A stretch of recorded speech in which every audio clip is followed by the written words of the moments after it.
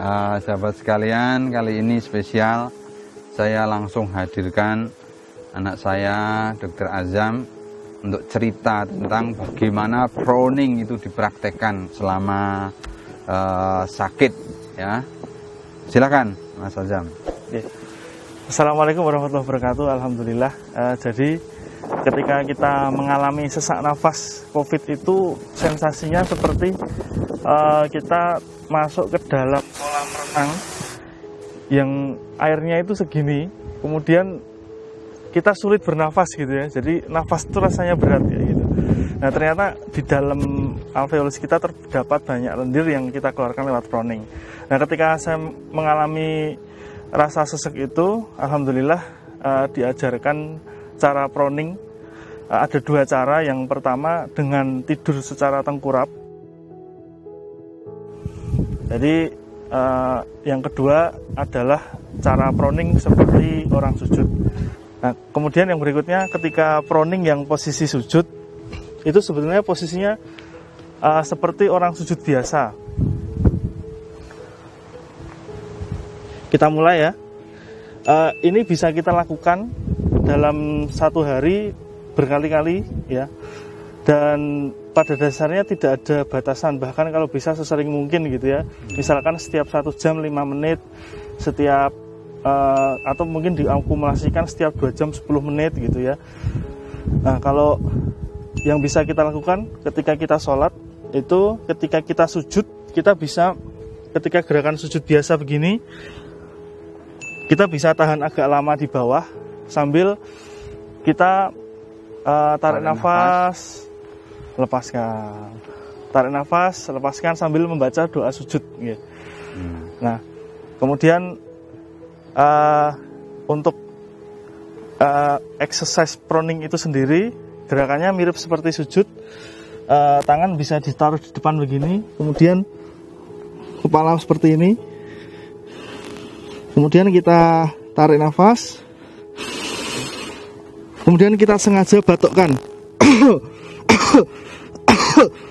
Nanti kita akan batuk hebat. Batuk hebat sampai keluar dahak. Jadi kita siapkan tempat untuk meludahkan dahaknya di sebelahnya, di sebelah kita ya. Gini.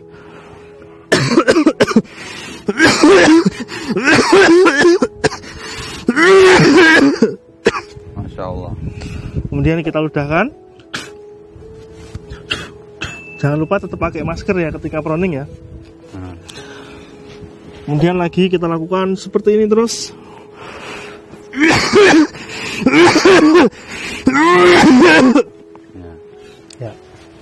Ya. Jadi teman-teman sudah saksikan langsung ya. Beliau melakukan itu selama sakit COVID ya, dirawat berapa lama? 29 hari. Masya Allah ya. Dan saya mengulas sedikit tentang bagian paru-paru. Jadi kalau paru-paru itu ada salurannya namanya bronkus ya. Bronkus itu letaknya lebih depan dan lebih atas. Coba, lebih depan dan lebih atas. Sehingga posisi proning yang pertama itu bagian dari belakang paru-paru itu akan mengalir ke bronkus.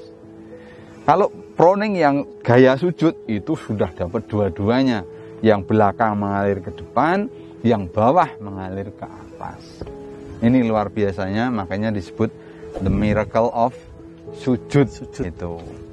Terus begini Mas Azam, ada yang bertanya, Dok, gimana kalau mempraktekkan proning kok dahaknya itu merah kayak berdarah, itu gimana?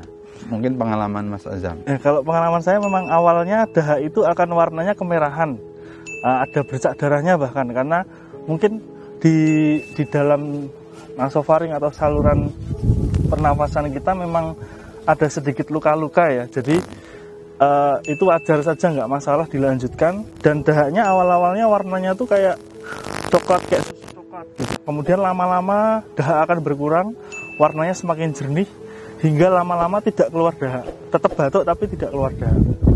Ya, begitu teman-teman. Bahkan ini nanti saya cerita di episode berikutnya di Italia itu para dokter melakukan otopsi terhadap korban COVID. Dan itu memang menemukan fakta bahwa yang terjadi itu bukan gelembung parunya yang kolaps seperti yang diduga sebelumnya. Gelembung parunya tetap mengembang, tapi pembuluh kapiler, pembuluh darah rambut ya kecil-kecil yang di sekitar gelembung paru ini yang mengalami sumbatan berupa gumpalan darah. Jadi saya kira benar kalau di awal-awal lendir itu akan kemerahan, ya, karena terjadi lisis daripada emboli-emboli ini yang kemudian memberi staining namanya, imbibisi kepada darah yang berwarna kemerahan.